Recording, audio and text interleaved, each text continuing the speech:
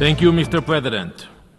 The resolutions before the Assembly today are beyond logic.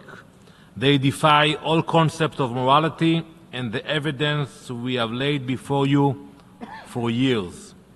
By voting for these resolutions, you are not voting to protect humanitarian values, but to protect an organization that has become a haven for terror.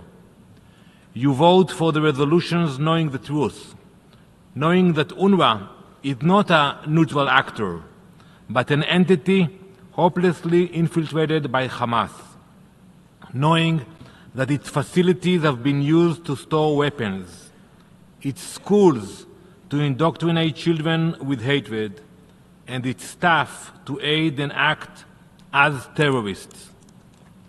The vote today is not a vote for compassion. It is a vote for complicity. As if this betrayal is not enough, you pushed for a resolution that failed to even condition a ceasefire on the release of the 100 hostages still held by Hamas. By demanding a ceasefire today without addressing the hostages, this Assembly will once again side with those who weaponize human suffering. It will send a message that the lives of innocent Israelis, including children, are not worth your consideration.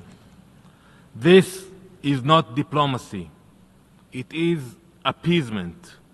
It is enabling terror and abandoning the innocent. Today, I sit here with evidence in hand.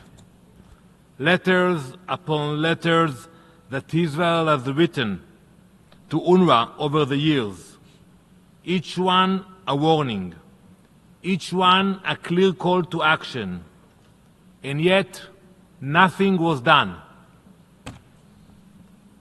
Commissioner General Lazzarini complains of reputational damage of so-called disinformation campaign against UNRWA by Israel. I would like to ask Mr. Lazzarini, where were your complaints when Hamas built tunnels under your schools? Where was your outrage when murderers you employed used those schools as terror bases? Where was your accountability when we sent you these letters exposing terrorists on your payroll?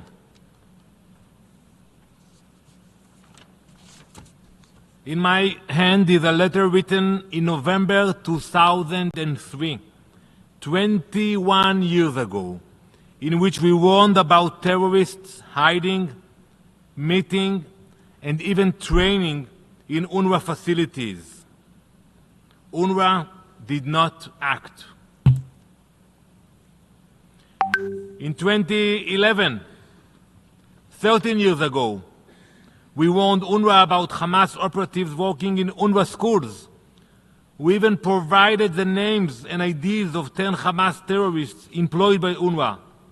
Nothing was done. In fact, the last name on this list, Naji Salam Abu Aziz, was an UNRWA principal, believe it or not. Of course, no action was taken against him. In the meantime, this year, he allowed his school to be used as a launchpad for anti-tank missiles by his fellow Hamas terrorists. In 2017, a Hamas tunnel was discovered beneath an UNRWA school led by a principal who publicly pledged allegiance to Hamas. You again remained silent. Just this July, we provided the names of over 100 UNRWA employees who were members of Hamas or Palestinian Islamic Jihad. Again, nothing was done. These are only a few examples out of many over the decades. UNRWA's inaction speaks volumes. They did not act when we presented evidence. They did not act when Hamas turned schools into ammunition stores. They did not act when the lives of innocent Israelis were at stake. Now, the New York Times has recently confirmed what we have long known, and I urge you all to read this article in the New York Times. Hamas has infiltrated UNRWA at every level. It is simply a documented fact. To Hamas, UNRWA schools are, and I quote from Hamas's own documents, they call it the best obstacles to shield their terror operations.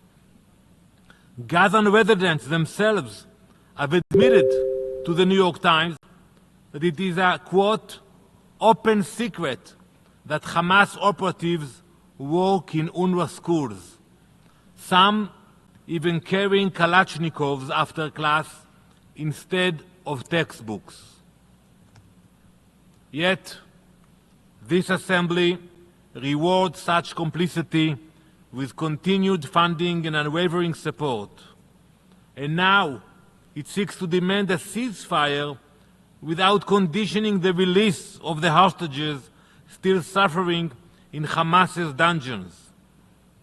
You will have abandoned them, you will have ignored their families, you will have emboldened their captures. To stand by UNRWA today is to stand by Hamas.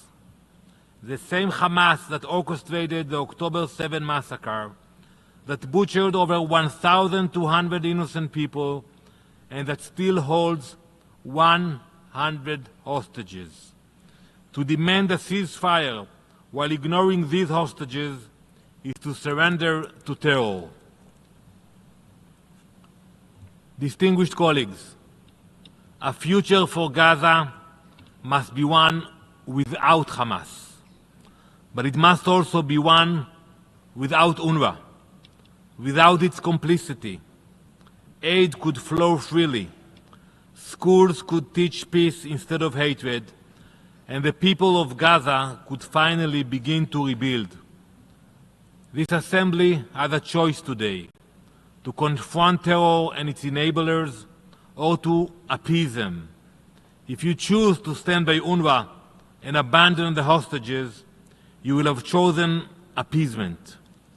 History will not forget this choice, and neither will we. Thank you, Mr. President. Don't miss out. Log on to oneindia.com for more updates.